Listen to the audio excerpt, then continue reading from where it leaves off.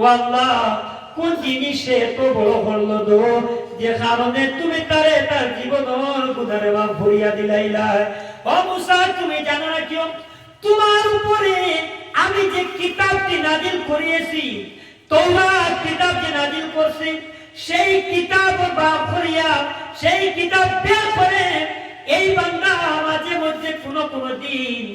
আমার আখেরি জবানের নবী আনেওয়ালা কামনেওয়ালা আমার আল্লাহ, আমি আল্লাহর হাবিব নবী জান খাতিরে কুল কায়নাতকে আমি সৃষ্টি করছি, যে নবীজির উসিলায় আদম আলাইহিস সালামের দুয়ারে কবুল করছি, যে নবীরে সৃষ্টি করার আগে যে নবীরে সৃষ্টি না করলে আমি কিছুই সৃষ্টি করতাম না। ও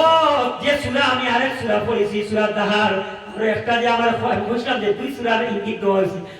ওই সূরার মধ্যে আপনার প্রথম আয়াতের পরেও ওই আতম পাওয়া যায় যে সূরা দাহার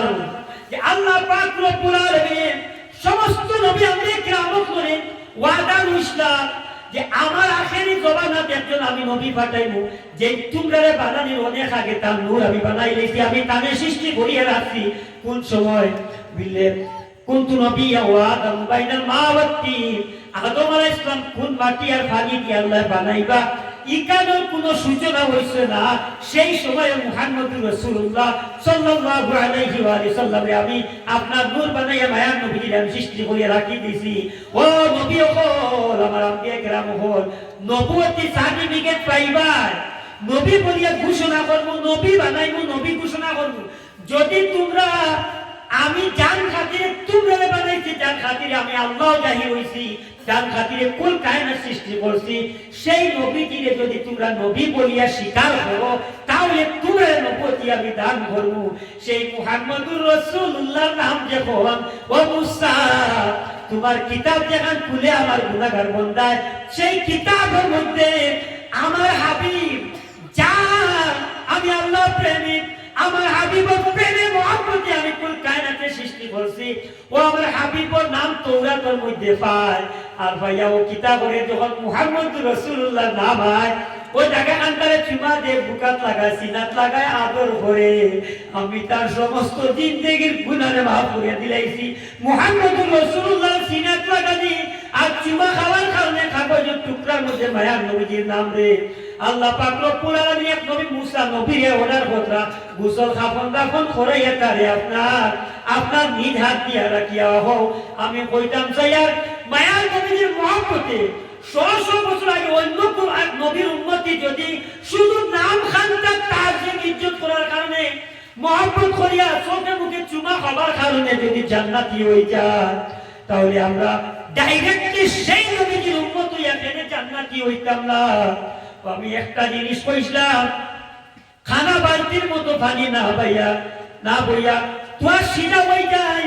আল্লাহ রাসূল সাল্লাল্লাহু আলাইহি ওয়াসাল্লামের লগে মহব্বত ঘন্টা সুন্দর রাখিলা যাও আমল কর্ম অবুতা খাবো লাগবো। আর মায়ার নবীজি আসেন গেলে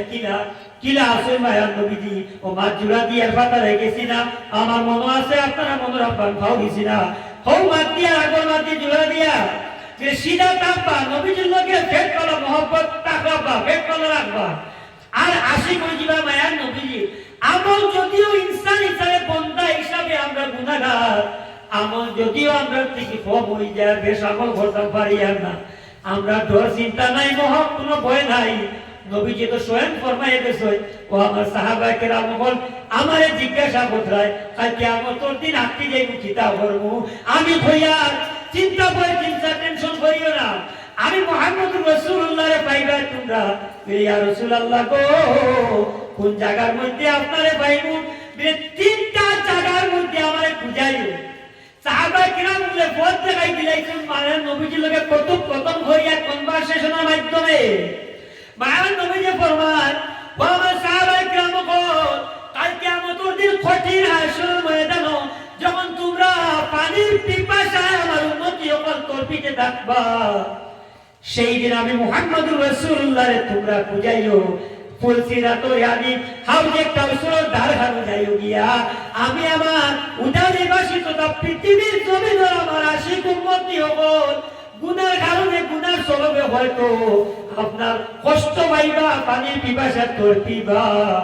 আমি চিন্তা করিও না